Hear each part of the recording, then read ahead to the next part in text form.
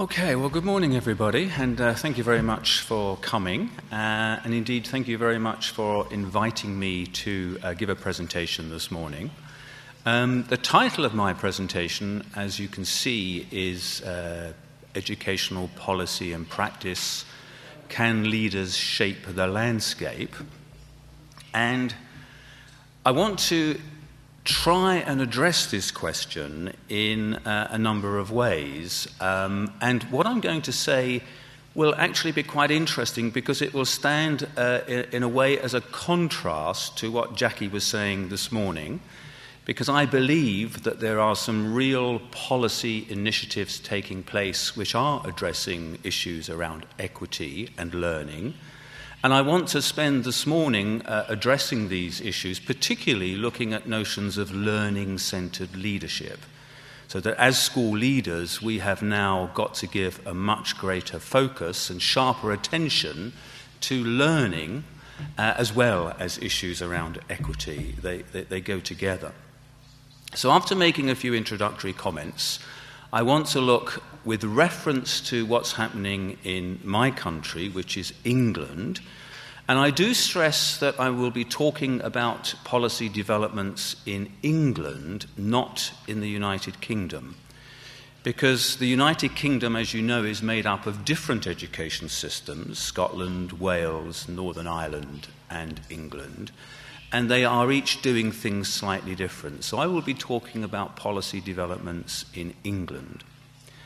I will also want to say something about how the emphasis now is very much on leaders being learning-centered, or what the Americans call instructional leaders or pedagogical leaders.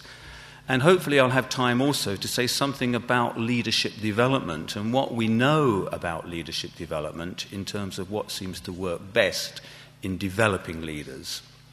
And then I'll make some final conclusions, brief conclusions, which we may want to explore as part of the panel discussion.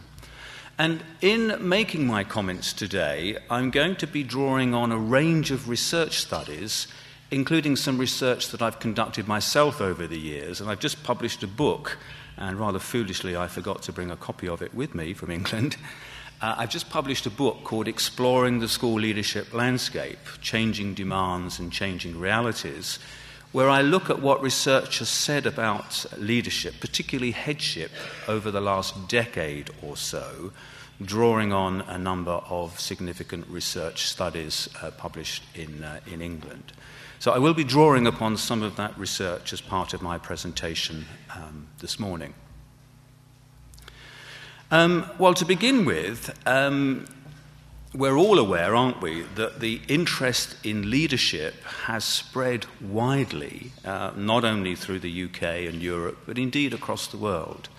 And we are now seeing an emphasis on leadership, a number of leadership centres and national colleges of leadership set up in many countries throughout the world. Because leadership is seen as having a significant impact on school performance and pupil outcomes, learning outcomes. But this kind of leadership that's being referred to increasingly is learning-centered leadership, or leadership for learning. What are leaders doing, or what can they do in order to enhance learning? And learning and equity are the two themes that I want to address this morning. I thought it was interesting, bearing in mind what Kathy said yesterday about statements of goodwill from various ministers around Europe. One of ours, David Laws, who was mentioned yesterday by Kathy, in a speech just 2 weeks ago, was talking about the importance of high-quality leadership as not being overstated. And the point was made that the overall school performance rarely exceeds the quality of its leadership and management. And I'm pleased to see that management is included there as well as leadership, because there is a grave danger that we do not give management the same significance or importance as leadership. And drawing on some data from the inspection agency in the in England, which is called Ofsted, the Office for Standards in Education, Some data from inspections say that for every 100 schools that have good leadership and management, as defined and identified by the inspectors, 93 of those 100 will have good standards of pupil achievement. But for every 100 schools that don't have good leadership and management, only one will have good standards of pupil achievement. So the link there between the two is very clear. We need great school leaders because the challenges are great. And again, drawing upon that speech by our minister in England, it was quoted that about 40% of youngsters still fail to achieve what is considered in England to be the benchmark, which is 5 qualifications at grade C and above, which includes maths and English. And this rises to above 60% when we look only at children from poorer families. So contrasting the poor with the rest, we see a disparity of outcomes. And the minister said that these figures remain completely unacceptable for an advanced society like England. We can't accept these levels of failure, and there is nothing inevitable about that. And what I want to do this morning is to look at some ways in which policy and leadership are trying to address some of those issues, that there's nothing inevitable about it. It might be intractable, it might be hard, there might be all these underlying currents and streams, but that doesn't mean to say that we can't address it and that we should address it. It's difficult, but it's not impossible. We also know that for successful schools, there are 2 things that they tend to do. One is that they do things consistently well, and secondly, that the leadership of those schools is closely involved in making teaching and learning as effective as they can be. And this is the essence, really, of learning-centered leadership. This is about modeling effective teaching. It's about evaluating teaching and learning for which you have responsibility for. It's about coaching and mentoring. It's about being accountable for quality, being accountable for the quality of the learning, the quality of the outcomes within the organization. And this quote, which comes from the most recent annual report from our inspectors in England, from Ofsted, it says that such leaders are not desk-bound. They're proactive and highly visible around the school. That leadership works at a more professional level in focusing on staff learning as well as pupil learning. And again, one of the key points that I want to make this morning is that if we're talking about pupil outcomes and school performance, then we can only do this by looking at the quality of the staff working within those organizations. So teacher quality, indeed staff quality, bearing in mind that over half of those people working in schools in England are not teachers, they're support staff, or what are sometimes called non-teaching staff. We need to be thinking about the development of all of those people who work in our organizations. So focusing on learning at all levels, pupil or student learning, obviously, but also staff learning and indeed organizational learning. Are we a learning organization in all that we do? Now, in terms of the second part of my presentation this morning, I want to look at the way in which policymakers, politicians, local government officials, all of those involved in policy, whether it's at school level or national level, how this is related to equity and learning. And I want to do this in a number of ways. I want to look at what the influences are on policy, because the title of my speech, what I was asked to talk about, was how can leaders shape the landscape? So what role do school leaders themselves have in shaping that landscape in the way and the direction in which we want it to go? And I'm going to draw on some information and studies looking at the way in which data are being used in English schools and indeed elsewhere to drive improvement, data-driven improvement.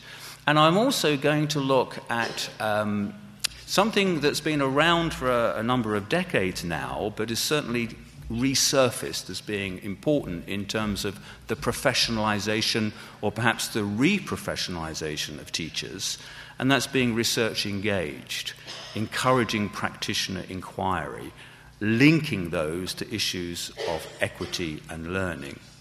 And then more briefly, teacher quality and professional development, before I talk in more depth about learning-centred leadership.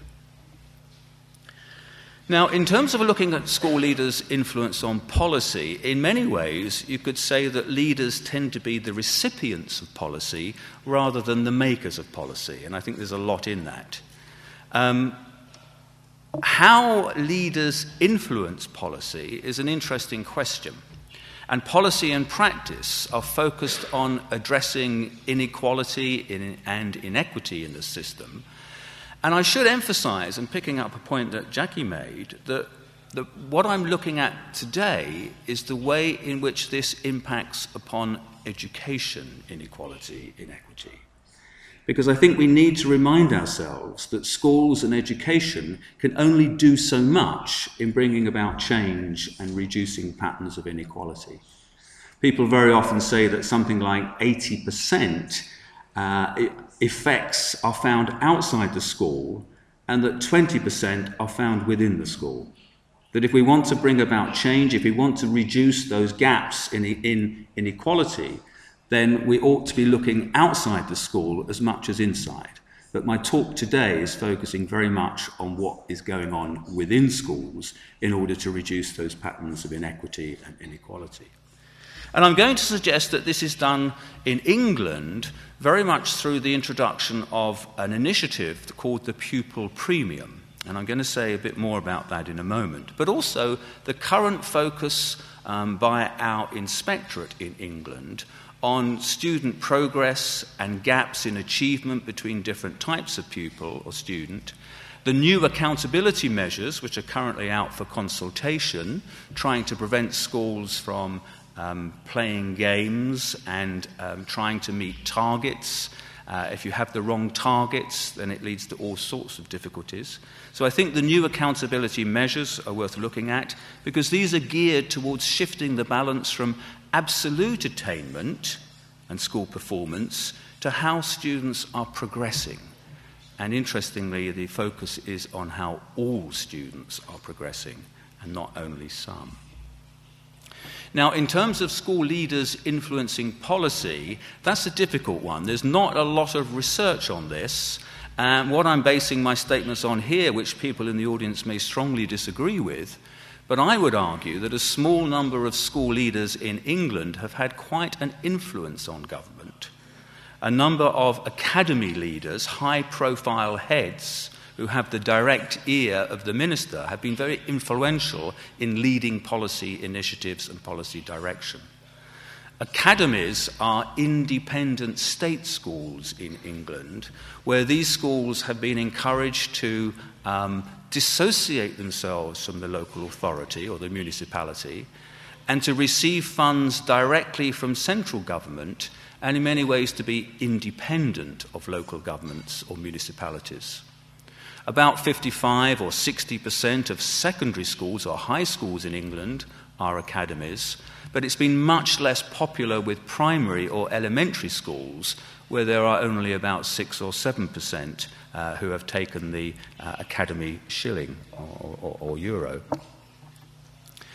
And I'd like to suggest that the government, the coalition government, which was elected in 2010, that the ministers don't like formal consultation with the profession because they want to work fast. And again, picking up Jackie's point, I think there is a lack of trust in most school leaders. And the head teacher associations, of which we have 2 in England, we have 4 teacher associations and 2 head teacher associations, I think their influence is not that great. I think one of them is more influential than the other, but I don't think the unions, the teacher unions, or the head teacher professional associations have had that much influence on government policy. But I say this is a personal view, and people may disagree with that view. The government has also set up primary and secondary headship groups, and these, I would argue, have also been quite influential in influencing policy.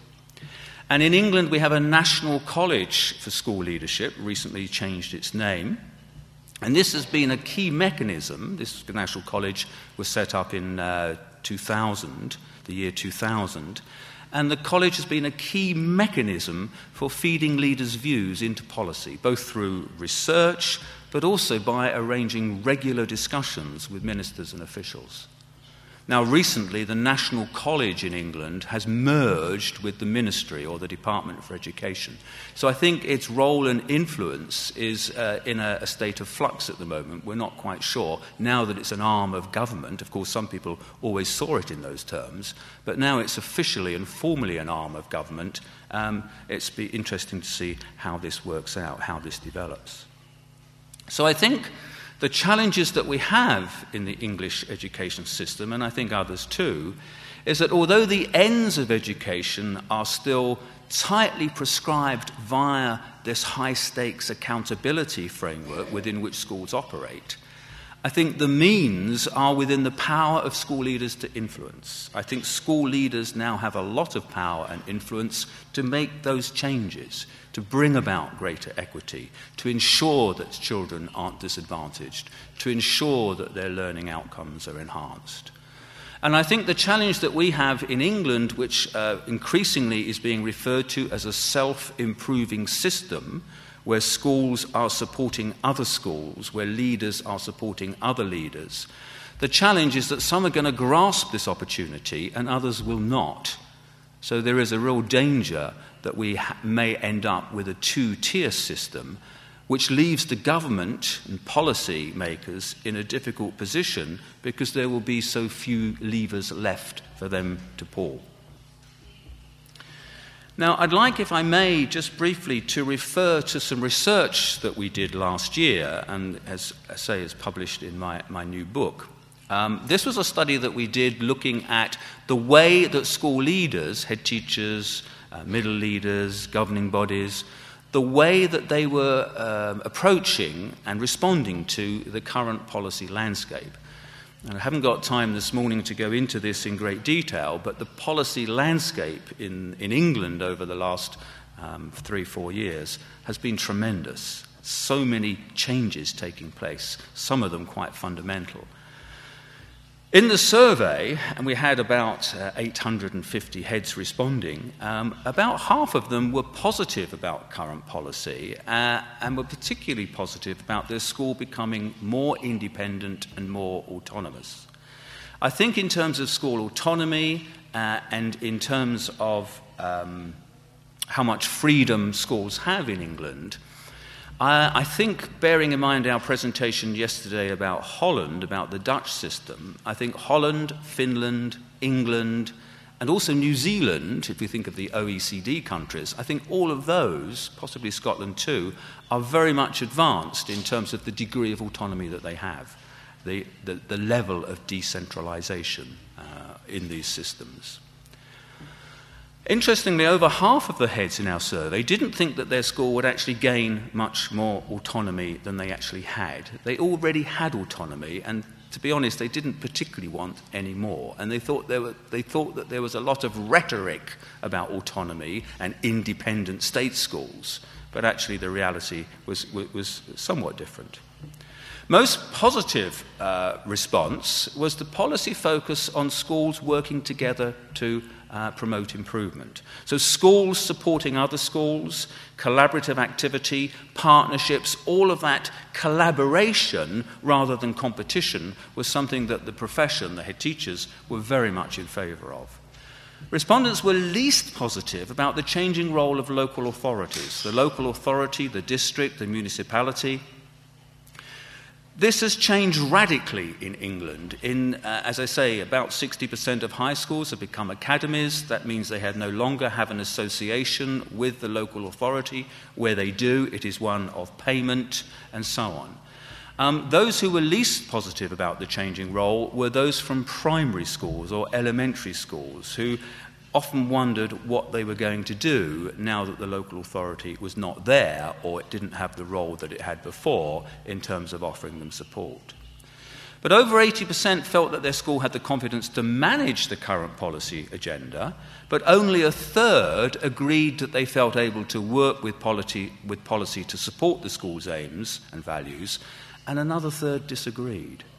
So not everybody was on the same page when it came to policy. And only a fifth of heads agreed that their pupils would benefit from the current policy agenda. And 41%, 4 out of 10, actually disagreed with that. So some interesting data there, which we then later analysed using more sophisticated statistical tests, doing a class analysis, as it's called. And we actually came up with these 4 classes of ways in which head teachers and their schools were responding to the current policy landscape. About a fifth, we said, were confident, they were positive about policy and already pursuing the new opportunities that were available to them. About a third were what we called cautious, mildly positive, but cautious about engaging, let's wait and see, having that kind of approach. Another third were apprehensive or concerned about policy and the autonomy, the direction of autonomy and independence, and were hesitant to engage.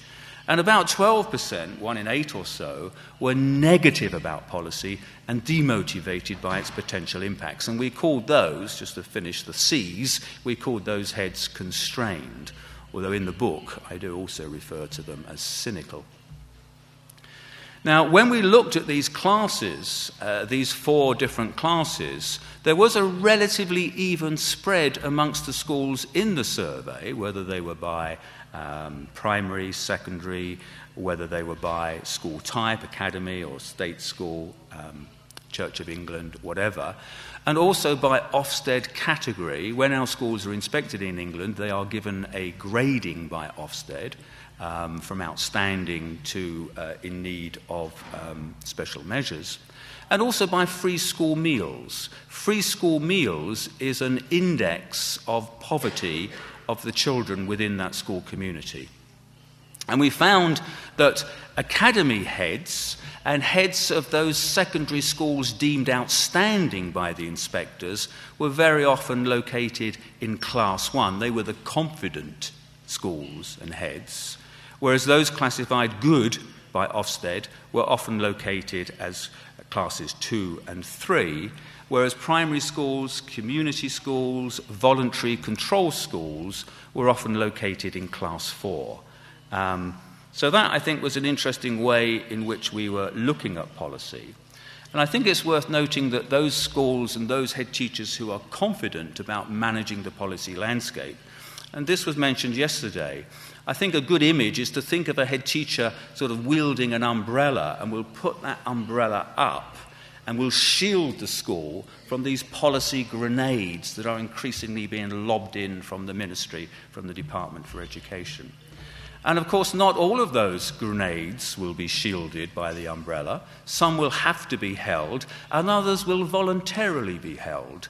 And I think this is the thing about leadership. Those confident leaders are able to manage that policy landscape and, if you like, catch those policies and directives which they feel are going to be useful for them, for their school, and for their children at that particular point in the school's history. So it's about managing policy to the that which is going to work well for you and your school. Okay, let me say something now about data-driven improvement before talking about research engagement and teacher quality.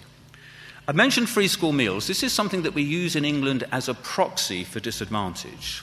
And some schools are closing the gap between the poorer children and their better-off peers. But the attainment of pupils who are eligible for free school meals varies greatly between schools in different regions. Now, eligibility for free school meals is regardless of gender or ethnicity or race. It's essentially a proxy or an index for social inequality, for wealth, for poverty. Now, it's not a very good one, and people will argue that it's seen its day and we need a better measure. But at the moment, schools are funded in relation to the number of children that they have on the free school meals register.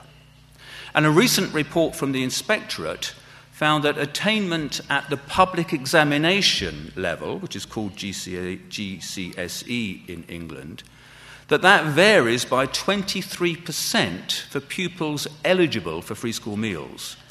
but attainment varies by only 6% for pupils that are not eligible for free school meals. So quite a gap there between the variation between the poor children and the variation between, if you like, the less poor or affluent children. And here's a statistic taken from some work that we've been doing in London. Here are 5 schools, 5 secondary schools in London, and you can see here that the percentage figures for children, 16-year-olds, who have achieved this measure of 5 public examinations, you can see the difference between some schools and the poor pupils and the other pupils is quite large, and in other schools it's minimal. What is it that the schools at the bottom of that table, the Woolwich Poly and the Westminster Academy, what are they doing in their schools that the Cooper School and the John Rowan School are not doing? In other words, once we can identify those discrepancies, those gaps, what can school leaders do in order to reduce those gaps? We know that teacher quality is important. All the research shows that. But we also know that teacher quality makes most difference to the poorest children. And the gap in attainment between the richer and poorer children is bigger in England than in other countries. This is a real problem that we in England have. We also know that more than 85% of the variation in teacher value-added scores is within rather than between schools. The differences are located within the schools themselves rather than between one school and another. And this is sometimes referred to as England's long tail of underachievement, which we've had for a long time and that policymakers are trying to address. Now, in 2011, the new coalition government introduced this policy referred to as the pupil premium, and this was allocating a certain sum of money. Most recently, it's £900 or about €1,000 per child, and this is allocated based on the number of children who are eligible for free school meals. Now, how schools spend that money, that's entirely up to them. They are in receipt of this money, so if you have 100 children eligible for free school meals, then you're going to receive €100,000 every year, and it's down to you, the school, and school leaders and governing bodies to decide how to spend that money. However, it's incumbent upon the school to publish the details of how they've spent that pupil premium money on their website, so parents can access it, and they have to do this annually. And also, when the inspectors come to inspect the school, they will want to look at how the school has used that pupil premium money, and also what impact it has had on those disadvantaged children. It's not just spending the money and reporting on that, it's saying, how have you spent the money? What impact has it had on reducing that gap between those sets of children? And this has led in England to a lot of discussion and debate about school improvement strategies or interventions. And which interventions should we be adopting in our school for our children, and how effective are they? And how expensive are they? So there are some examples there of interventions, from giving feedback to students on their performance to the introduction of mentors, whether that's mentoring for staff or mentoring for pupils, done by pupils. So a range of school improvement strategies or interventions that are available. And in order to help schools think this through, the Education Endowment Foundation, and you can see the website link on the bottom there, the website address, they have commissioned Durham University to produce this toolkit of different strategies or interventions that can be used, and drawing on the research evidence, what do we know about how effective those strategies are? And if you haven't seen this, this is a very interesting document, because it's not saying that if you do this, it will work entirely in this way for your school, but this is what the research is saying. that feedback, for example, is the most effective intervention, and self-regulation and metacognition is also highly effective, as is peer tutoring, early years intervention, and one-to-one tuition. Some of those interventions are not very effective at all. So, for example, introducing school uniform has a negligible effect on pupil outcomes. So some things, introducing more support staff, doesn't always work. So we have a body of evidence about what's working. So schools are using that evidence in order to introduce strategies for enhancing learning and reducing equity or inequity. Schools are data-rich, and that school leaders are crucial for this data-driven improvement. How schools are using evidence and data to identify underperformance amongst children and then working towards closing that gap. And we need to evaluate the impact of the use of these funds. How successful are they? And we have the toolkit from Durham University available to anybody on the website, which will give some help and assistance looking at those different strategies. But also schools are being encouraged to become more research engaged. For example, there's an initiative in England called Closing the Gap, where interventions are being introduced and the evaluation of those interventions to see what works. And increasingly, the methodology that's being adopted is a randomized controlled trials methodology. So the Education Endowment Foundation, for example, like its counterparts in the USA, will only fund research and evaluation if it has elements of an RCT methodology associated with it, which is not unproblematic, it needs to be said. And we are in England moving towards a self-improving system, and we have now a system of teaching schools. There are now about 350, and teaching school alliances, where there can be anything from 10 to 30 schools that are linked with a teaching school. And the role of the teaching school, a bit like a hospital school,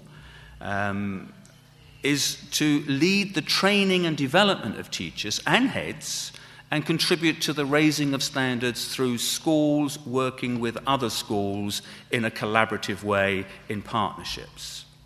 This includes a national research and development network which is supporting R&D activities and is sharing expertise and disseminating what works, trying to learn from and with each other.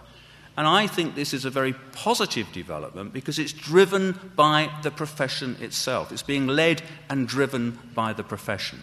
It's being funded and supported by policymakers, but it's very much about being the profession being in charge.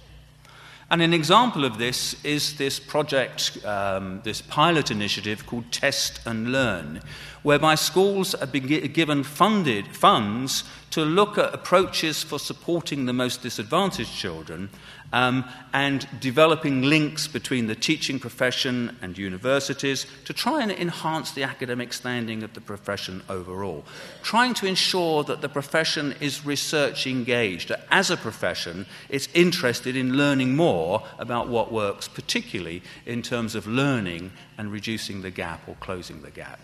And about 1,000 schools now in England have been in receipt of a small amount of money, about €1,000 or so per school, in order to try out these experiments, these interventions, using, broadly speaking, an RCT, a randomized controlled trial methodology. And people development is the key to improving standards. And I think the areas where we need to improve in England is the development of teachers in the years immediately following qualification, newly qualified teachers, probationers. This area is a weakness, I think, as is the development of leaders and managers, particularly those moving into management for the first time. These are areas around people development, which leads me into my third area, which is learning-centered leadership. Now, we've heard during the course of the conference many types of leadership described. Distributed leadership was emphasized very much yesterday. Transformational leadership is another type of leadership that has common currency, but also, I think, does learning-centered leadership or leadership for learning. And Levin, Jackie mentioned him this morning. I want to draw on some of his more recent work because he argues that leading learning is the key responsibility which must be given priority over other competing areas. And for the OECD, the core of effective leadership is to operate in a manner which focuses on supporting, evaluating, and developing teacher quality. How do we do that? How do school leaders get involved in that? And I'd like to alert you to a piece of research which is 5 years old now, but it's a very significant piece of research undertaken by Vivienne Robinson and her colleagues in Auckland, New Zealand. And they did a meta-analysis of studies into effective leadership. And they came up with these 5 dimensions, and after each of these 5 dimensions, they put an effect size, i.e. how important, how significant is that particular dimension.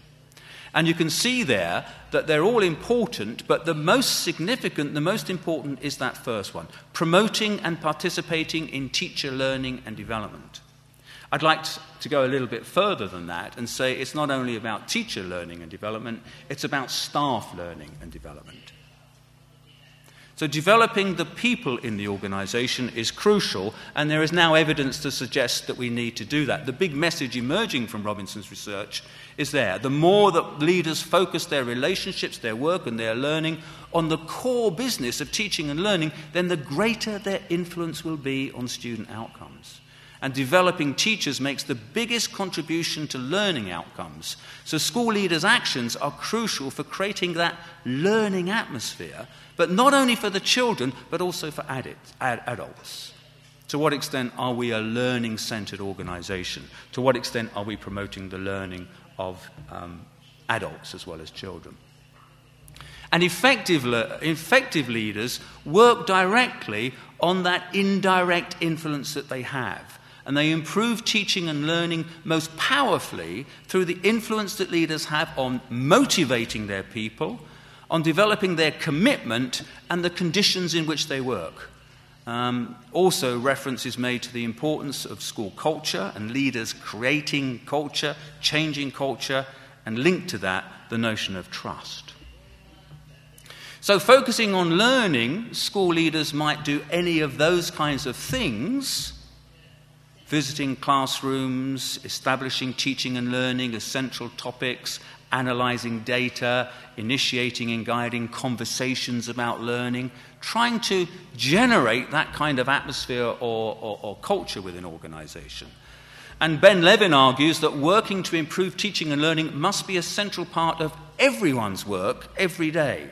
Building supportive teams, encouraging ongoing learning, ensuring that teacher evaluation and so on support rather than detract from learning, and ensure that all of this is guided by the best available evidence on effective practice, including that culture of research and evaluation within schools. So schools becoming research and evaluation centres and very much research engaged. In terms of leadership development, I think that we are asking leaders to have too many skills, making the task appear impossible for ordinary mortals. And I think preparation programs are not necessarily helping here. We need to look at the job of headship in particular to ensure that it is actually doable. And perhaps, one of the reasons why so many countries are finding it difficult to fill headship vacancies is for this very perception. But for Levin, many skills matter, but to be truly confident about their work, leaders need to be capable in 2 major areas. One of them is what I've been talking about this morning, leading, teaching and learning. That's the major area, along with being able to manage the political environment outside the school, that he refers to, or he sees as being crucial. So, as the work of heads and other leaders has become intensified and more complex, we need to be guided and helped to develop the confidence in their capabilities. And leadership development is about strengthening individuals' ability to establish that vision, achieve the goals, and motivate others to subscribe to that same vision. And just very briefly, because I'm running out of time, but if we look at what we know about highly effective leadership development, then it tends to be essentially linked to the workplace. That most effective leadership development is about doing real leadership work within the workplace, learning on the job rather than learning off the job at courses or programs, and being challenged and supported through mechanisms like coaching and mentoring, and having high-quality learning resources that we can draw on that actually look at research and evaluation evidence, being research-informed in what we do, and learning from and with peers who are credible in leaders' own eyes, and, of course, opportunities for structured reflection. That's the one thing that we find time and time again is missing in schools, building in time for teachers and others, head teachers too, to reflect on what they're doing and indeed to get feedback on that. Let me briefly conclude, and I will be brief, because I'm hoping that we might pick up some of these issues in the debate that follows. I think there are 4 areas that we need to focus on. One is the intensification of leadership roles, and that point that has been said about making the job doable. I think, secondly, we need to think about how leaders are leading the learning, and I think it's fair to say that in many countries this is not happening. One could argue that it is something that's only relatively recently been happening in England, giving that focus to leading the learning rather than doing the paperwork or the administration. Also, we need to give support for school leaders and recognise the important role that it is and the support that is needed in order to enable people, to help people to fulfil it. And also issues around the moves in England towards a self-improving school system. And this is something that I discuss in more detail in my new book. But there is a real fear, a real danger that we might be leading to a polarity of those schools who are part of this and those who are outside the self-improving system, when the usual mechanisms of support, like local authorities, are perhaps no longer there. So to conclude, there's no single best fit leadership approach. We know that. There is not one size that fits all. That successful leadership is context sensitive. That we can take a highly successful head teacher from one school and put them in another, and they can be a failure. They cannot be successful because they haven't been able to read the context in which they're working. Successful leaders are resilient, they're tough, they bounce back. They're also intelligent. And they're intelligent in a variety of ways, not only cognitively bright, but also in terms of emotional intelligence, contextual intelligence, and strategic intelligence. That successful leaders are strategic thinkers and they're able to read situations and act accordingly. Importantly, as was noted yesterday, they're values-driven. And I use that phrase, they are principles with principles. They are values-driven, they're ethical, authentic leaders. And they spend time on things that matter most, and acting as a learning-centered leadership is a priority for exceptional leaders. We need to focus very much on that aspect of the job. They are, after all, leaders of learning. There's some of the sources that I've drawn upon, and I couldn't resist putting up the flyer for the cover of my new book, so thank you very much.